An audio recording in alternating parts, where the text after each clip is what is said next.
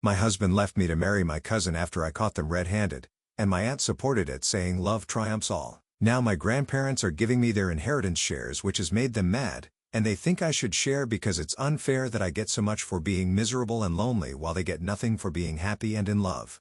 Last year, I caught my husband, Matt, cheating on me with my cousin, Rija. Yes, you read that right, my own cousin. She's 8 years younger than me. To make things worse, Matt and I already have a 10-year age difference. He's in his 40s, and you'd think that at his age, he'd have enough maturity and self-control to stay faithful. But apparently, that wasn't the case. Instead, he decided to betray me by starting an affair with someone I considered family, someone I had welcomed into my home. At the time all of this started, Rija had just finished college and landed her very first job in my city. She was excited about this new chapter in her life, but was struggling to find an apartment. She asked if she could stay with me and Matt temporarily while she continued looking for her own place.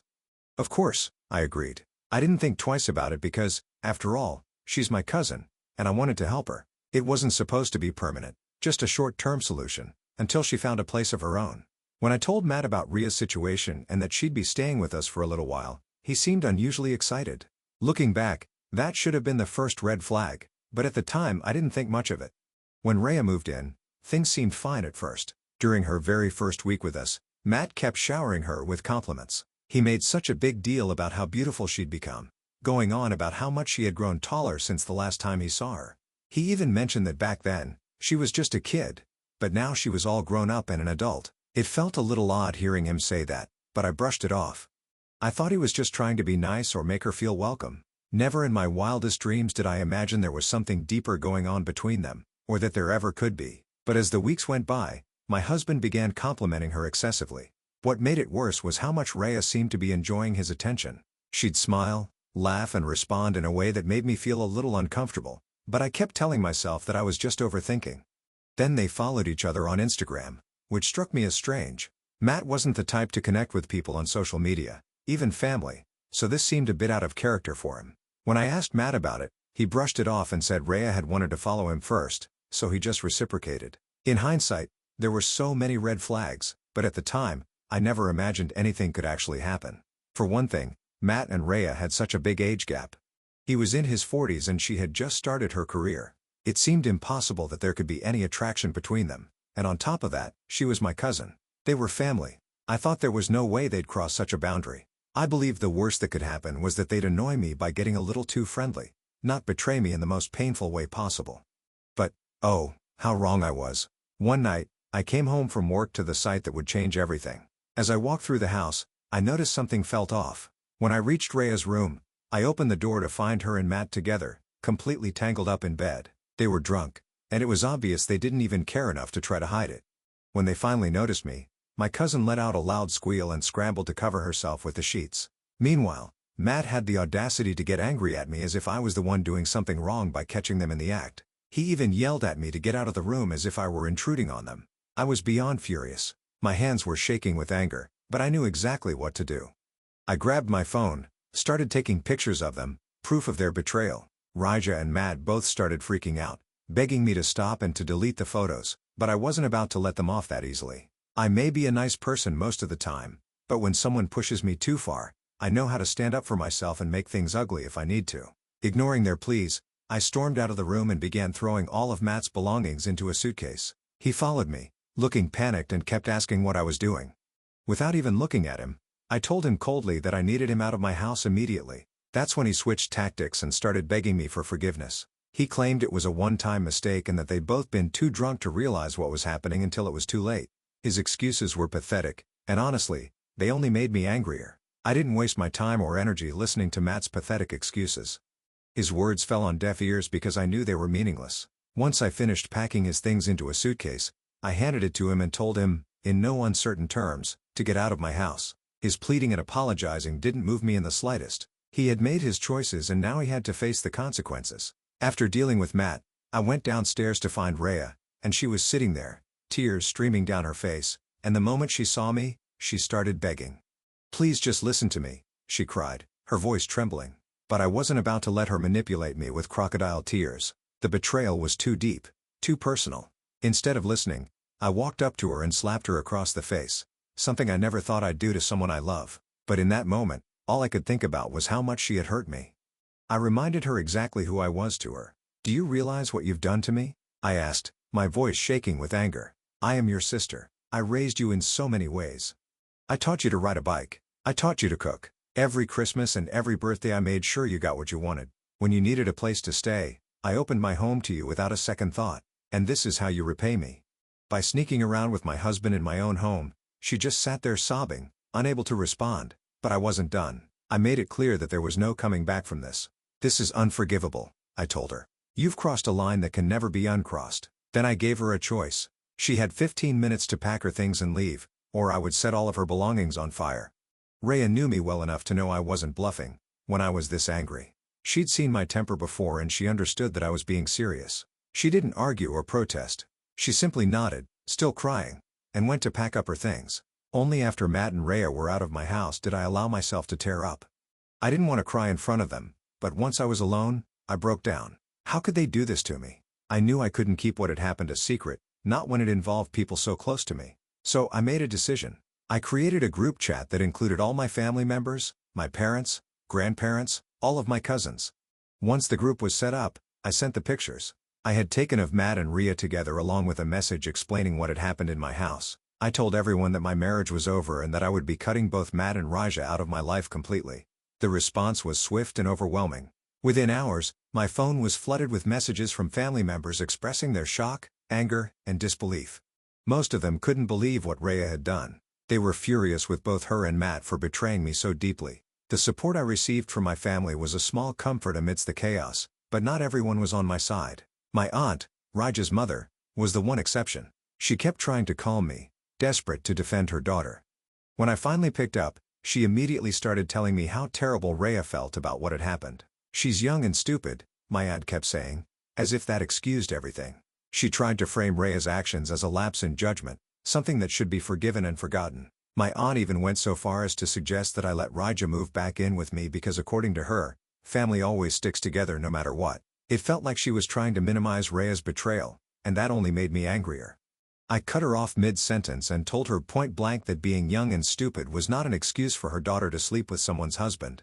"If Rhea is old enough to make the choice to sleep with my husband," I said, "then she's old enough to live on her own and face the consequences of her actions." My aunt tried to argue, but I wasn't having it. I made it clear that I would not be letting Rhea back into my life, much less my home. She had made her choices, and now she had to live with them.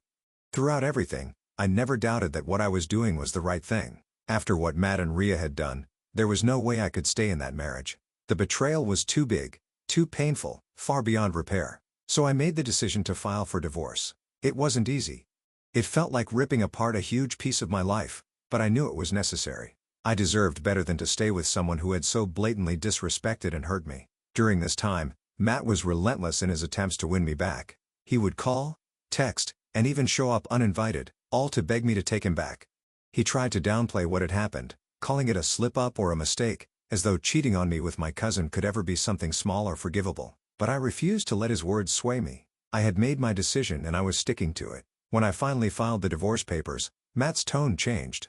It was as though the reality of the situation hit him, and he no longer felt the need to pretend. That's when he admitted the full truth to me. He and Raja hadn't just been together that one night. They had been sleeping together for weeks behind my back. Weeks of lies, sneaking around, and deceit, while I was busy trusting them and making Rhea feel welcome in my home. But the most disgusting part of all came next. Matt told me, without any shame, that he was in love with Rhea. He said he had been for a while and admitted that, in some twisted way, he was relieved I had caught them. "I wish you hadn't caught us red-handed like that," he said, "but I'm glad it's all out in the open now. Rhea and I can finally start to date now." His words made me feel physically sick. The thought of my 40-year-old husband claiming to be in love with a woman who had just graduated college, my cousin no less, was revolting. The age gap between them made the whole thing even more nauseating. To me, they didn't look like a couple. They looked like a father and daughter, and yet, P wanted to date her, flaunt her, build a future with her as if their entire relationship wasn't built on betraying me. At that moment, I realized that I didn't want anything to do with this anymore. Let them have each other. If Matt wanted Rhea, then fine, he could have her. If Rhea wanted to settle for my sloppy seconds, then so be it. They deserved each other. Whatever mess came out of their relationship wasn't my problem anymore. During the divorce proceedings, I made sure to stand my ground and take everything I possibly could from Matt. He had humiliated me, betrayed me, and destroyed the life we had built together. So I felt no guilt in squeezing every bit of alimony I could out of him. I wanted him to feel the weight of his actions, not just emotionally, but financially too. By the time the proceedings were over, he was left humiliated, and I walked away knowing I had fought for what I deserved. Thankfully, we didn't have children, so there was no need to worry about custody battles or how this disaster might affect innocent kids. That was the one small blessing in all of this chaos. Anyway, true to his word, after the divorce, Matt and Rhea started dating openly, just like he had told me during his sickening confession. They became a couple, flaunting their relationship for everyone to see. As you can imagine, this didn't sit well with the rest of my family. Most of them were just as disgusted as I was. My mother in particular was furious. She had a massive argument with her sister, my aunt, over what Raja had done. My mom couldn't understand how her sister could defend Raja's actions or even stand by her after such a betrayal. That fight was the final straw, and my mom ended up cutting all contact with her sister. It was a painful but necessary step. Since the divorce and all the family drama, I've been focusing on myself and trying to move on with my life. Hasn't been easy, especially because Matt and Rhea still live in the same city as I do. Each day, I remind myself that I've made it through the worst. I've cut them out of my life, and I'm stronger for it. Moving on hasn't been easy, but it's been worth every step. This year, Matt and Rhea decided to take their messy, inappropriate relationship to the next level. They sent out wedding invitations to announce that they would be getting married. And, as if that wasn't enough, they also revealed that Raja was pregnant with his child. When I first heard the news, I couldn't help but feel a mix of disgust and disbelief. It was hard to imagine my ex-husband, who had once promised me forever, now building a life with my younger cousin. The idea of them tying the knot and bringing a child into this world felt like the final chapter of their betrayal. But here's the thing. No one in the family wanted anything to do with their wedding. Not a single person accepted their invitation. It was clear that everyone stood by me and hadn't forgiven or forgotten what Matt and Raja had done. This, of course, didn't sit well with my aunt, Rhea's mother. She reached out to me furious and accused me of being the reason why her daughter's wedding had turned into such a sad and lonely affair. According to her, I had ruined Raja's special day because of the photos I had shared with the family when I first caught them in the act. Listening to my aunt's rant was almost laughable. She told me I should publicly forgive Matt and Raja for what they had done since their love triumphs all. That was her excuse. Love. As if love could erase the betrayal, the lies and the complete lack of respect they had shown me. She seemed to think I was somehow obligated to mend the rift between Rhea and the family, as if I were the one who had done something wrong. Honestly, her anger didn't faze me one bit. If anything, it made me feel validated. The fact that no one wanted to attend their wedding only proved that my family had my back and that they saw through the toxic relationship Matt and Rhea had created. It felt vindicating to know that I wasn't alone in how I felt about their betrayal. While my aunt tried to make me feel guilty, I felt nothing but relief knowing that the rest of the family refused to celebrate something built on such a foundation of lies and pain. Eventually, Matt and Rhea went ahead with their wedding despite the lack of support from the family. They got married and shortly after, they welcomed their baby into the world. Now recently, my grandparents are working on their will. They are dividing up their estate and have chosen to openly share their decisions with everyone in the family. Apparently, my grandparents have chosen to leave nothing to my aunt or Rhea, not a single cent, not a single piece of property, nothing. Instead, the share that would have gone to them is being given to me and on top of what is already allocated to me in the will. It's hard to put into words how shocked I felt when my mom told me this. The total inheritance is an incredible amount, enough to completely change my life for the better. I never expected this. I'm still trying to wrap my head around it. The reason behind their decision is clear. My grandparents know all about what Rhea did to me and how my aunt blindly supported her actions. They've seen the hurt, betrayal, and chaos that my aunt and my cousin brought into the family. According to my grandfather, they don't want their inheritance spoiled by bad blood. Those were his exact words, as my mom told me. To them, leaving anything to my aunt or Rhea would feel like rewarding their atrocious behavior. And my grandparents aren't the kind of people who turn a blind eye to wrongdoings. I had no idea about any of this until my mom filled me in. She said my grandparents' decision was entirely their own, and none of us had any say in what they chose to do. Nevertheless, we couldn't help but feel a sense of justice in their choice. After everything that had happened, it felt like my aunt and Rhea were finally facing some retribution for their actions. Since my aunt and Rhea found out about my grandparents' decision, they have been absolutely furious. My aunt, in particular, has been trying everything she can to change the situation. She started by reaching out to my mom, begging her to intervene on her behalf. My mom, however, has had enough of her sister's nonsense and wasn't about to entertain her pleas. With no way to get through to my mom, my aunt has now turned her attention to me. She's been bombarding me with messages, begging me to talk to my grandparents and convince them to change their minds. It's laughable, really. After all that's happened, she expects me to be her advocate? The irony isn't lost on me. She even tried to approach my grandparents directly, but that didn't go well for her either. As soon as she brought it up, my grandparents shut her down completely. They made it clear that their decision was final, and to make matters even more firm, they've forbidden her from coming to their house ever again. Raja, of course, has also decided to chime in. She didn't call or text, but instead wrote me a long email, which I read with equal parts amusement and disbelief. In the email, she had the audacity to accuse me of holding a grudge against her after all this time. She tried to paint herself as the victim, saying I was being cruel by allowing my grandparents' decision to stand, and that I and the rest of the family were punishing her unfairly. She even tried to play the sympathy card by saying that for the sake of her kid, I should talk to our grandparents and give her back her share of the inheritance.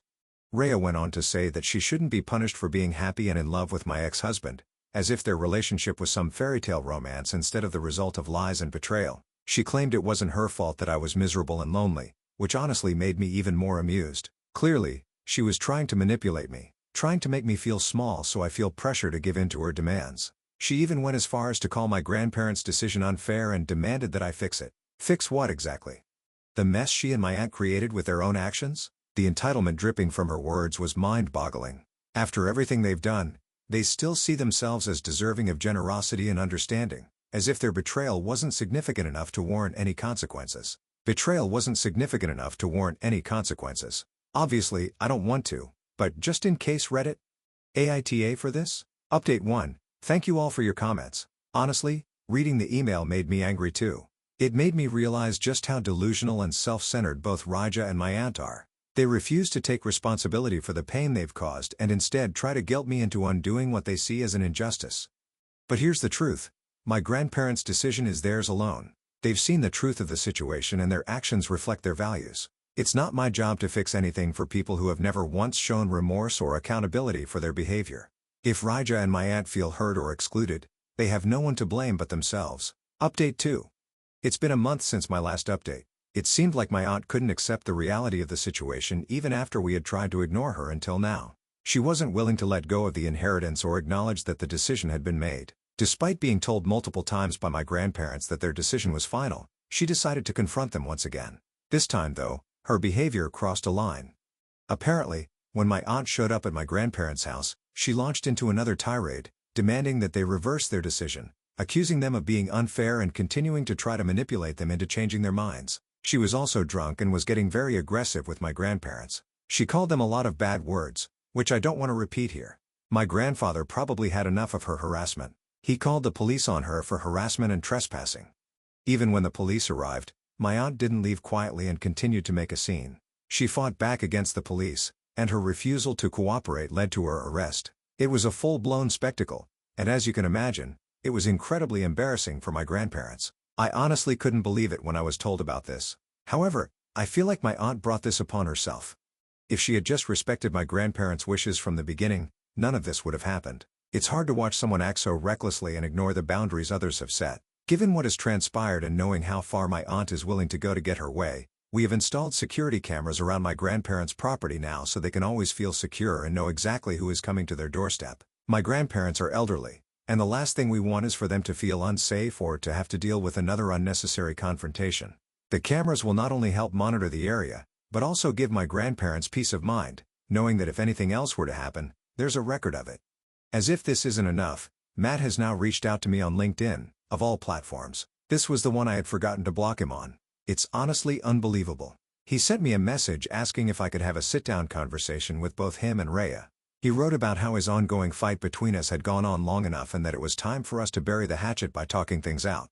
I had to read his message a few times just to make sure I wasn't imagining it. The audacity of it all is staggering. The man who betrayed me, cheated on me with my cousin, married her and is now raising a child with her, is asking me to have a conversation with him and Rhea as if everything that happened could just be swept under the rug. He wants me to talk it out with them like it's just a simple misunderstanding. The fact that he thinks I should hear them out, that he somehow believes he has any right to make demands of me after everything he's done, is truly mind-blowing. The nerve of this man is absolutely astonishing. There's no bury the hatchet here. What really irks me is that Matt and Rhea still don't seem to understand the gravity of their actions. They act as if all they need to do is apologize or try to justify their choices, and everything will magically be okay in the family. But it's not that simple, and it never will be. They have no right to ask me for anything, especially not after they tore my world apart. I have no desire to engage with them in any way, shape, or form. I'm done with them, and I'm certainly not about to entertain any more attempts at making things right when they've already done so much damage. Update 3. It's been 2 weeks since my last update, and just when I started to think that things have finally started to settle down. Raja, my cousin, showed up at my doorstep yesterday. When I opened the door and saw her standing there, I was taken aback. I wanted to slam the door in her face and be done with it, but Raja immediately started pleading with me. She begged me to hear her out, saying that she already knew how much I hated her, but that she only needed a few minutes of my time. Her tone was desperate. I could see the emotion in her eyes, but that didn't change anything for me. I firmly asked her to leave again, which is when she tried to threaten me. Rhea said that if I didn't listen to her, she would keep showing up at my doorstep. This, of course, was meant to pressure me into talking to her. She thought that if she kept appearing at my house, I'd eventually cave in and have that conversation she desperately wanted, but I wasn't about to let her manipulate me like that. I told her straight up, in no uncertain terms, that if she kept showing up uninvited, I would call the police on her. The moment I said that, I could see her expression change. Her face crumpled and I could tell she was fighting back tears. I didn't feel sorry for her though. If anything, I felt more anger than pity. Raja, in a last-ditch attempt to make me feel for her, tried to explain herself. She told me she knew how much she had hurt me, but she wished she could go back and change the past. She went on to tell me that she and Matt were more perfect for each other than he and I ever were. She even went so far as to say that it wasn't really their fault that they both always had some sort of attraction. I almost wanted to puke when I heard that. Then she told me how she, Matt, and their child were now a family and that I was trying to unnecessarily harm their child's future by taking away their share of the inheritance. I shook my head at her. She was, again, trying to guilt me into giving them back their portion of the inheritance, as if I owe them anything.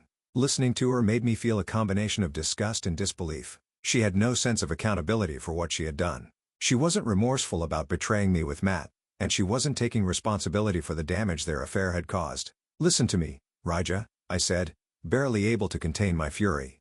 I don't care about your sob story. You don't get to come into my life, destroy everything, and then play the victim. You betrayed me. You slept with my husband, and were trying to justify it like it's some kind of fairy tale. Well, guess what? You're no princess. You're just a traitor. And now you're standing here demanding forgiveness? You've got some nerve. I saw her eyes start to well up, but I wasn't moved by her tears anymore. You think I'm just going to sit here and listen to your lies after everything you've done? I sneered. No. I am glad I'm getting all the money and you and your family will get nothing. Begging will change anyone's decision here. So if you even think about showing up here again, I'll get a restraining order against you so fast it'll make your head spin. You'll regret ever stepping foot on my doorstep. Her face twisted with frustration, and she started to argue again. But without another word, I slammed the door in her face hard. She could scream, she could cry, she could beg all she wanted, but I was so done with her. And since then, my mom and I have decided to talk to a lawyer and actually look into getting a restraining order against them. I am getting really tired of these people not leaving us alone.